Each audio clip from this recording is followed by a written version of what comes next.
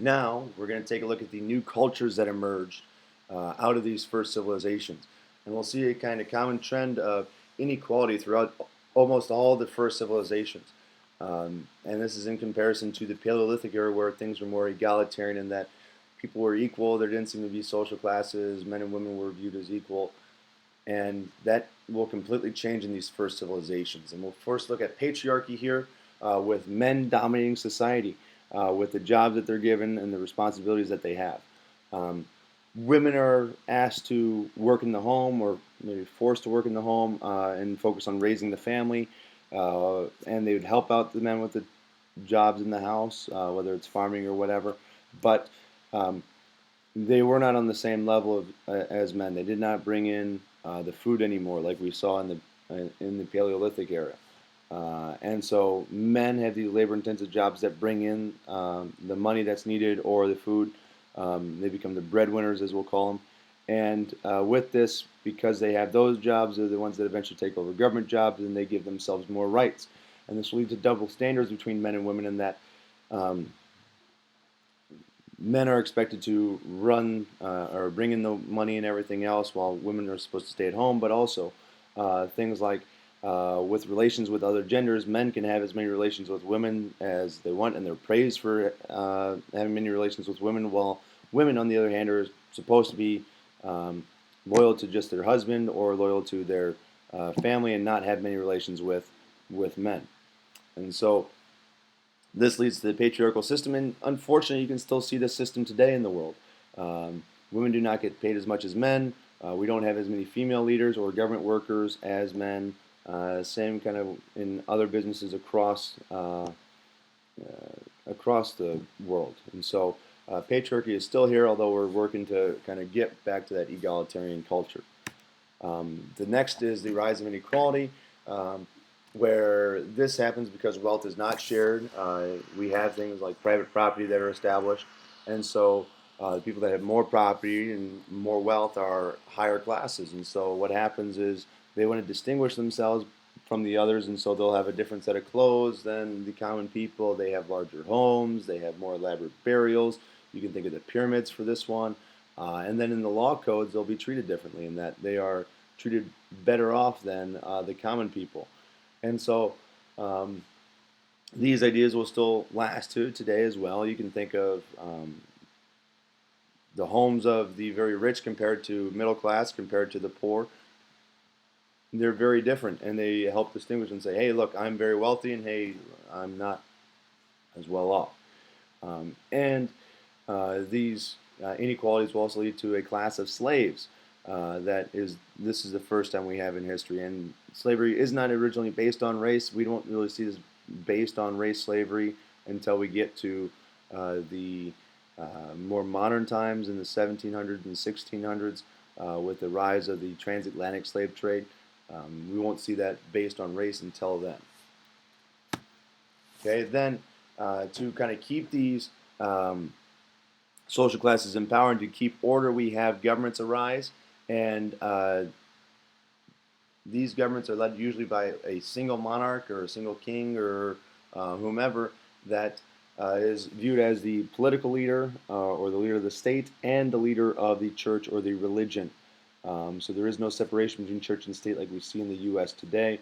And if it wasn't for the government, order would be very, very difficult because you wouldn't have the laws that we need to kind of maintain that order to keep people in line and tell people what they can and can't do, which we can see here with the steel here. We have Hammurabi, who's the guy on the left there. He's receiving the law code from the god. I think it's Marduk, but I'm not entirely sure. I'll have to look that up and just make sure. But he receives the law code from there, which also shows that church and state are combined. But they create the law codes, but then they also solve larger problems of civil works and things like building irrigation systems, roads, bridges, dams, dikes to stop rivers from flooding, doing all those things. Which we still have to do today, and they're also there for protection to make sure that the people are protected by building walls or setting up a military to protect the peoples. And to do this, they need taxes, and so they raise taxes by saying people need to donate or give the government so many of their crops every year, or pay so much in taxes, which we also have today. That's how our governments are funded. And so we have the formation of governments, and that leads to those people that run the governments becoming an elite class. That social class structure we saw usually is going to be that ruling class that is always the top class. And the reason for this is because the biggest thing is they know how to read and write. And when you can create the laws and you can create the stories and the history that's spread throughout the kingdom, it's very easy to maintain control. For example, if you look at the images here, 3 of them are law codes. Uh, but I highly doubt that any of you might know what they mean. The one that you might know is on the bottom left. That's the 10 Commandments from Judaism. So you might know that one just based on guessing. But if you looked at these two, the cuneiform version and the hieroglyphics version from Egypt, you're going to have a tough time figuring out what the laws are. So you have to listen to that elite class that says, hey, this is what you're supposed to do, and this is how it's interpreted. Um, Also, with the wealth, they get to maintain, they can build up large armies that can keep control, they can build large palaces and live a luxurious lifestyle, which shows that, hey, I am part of this elite class, I am a step above you, you should listen to me. Now, you might be wondering why this happened, and we don't know exactly why it happened, but we have very good guesses in that.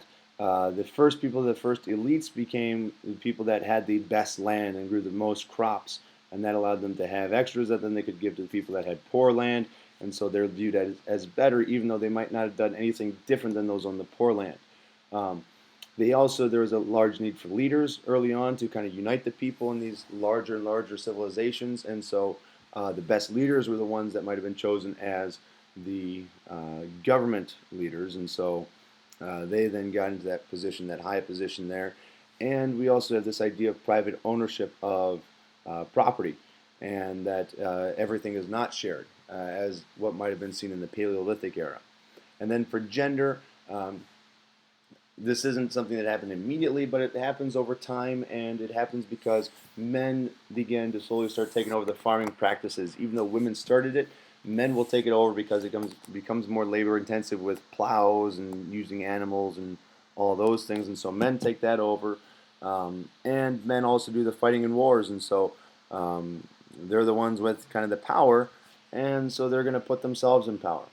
And then they maintain both these classes and genders by establishing laws that say, here's what happens to the upper class people, here's what happens to lower class people, here's what happens to men, here's what happens to women.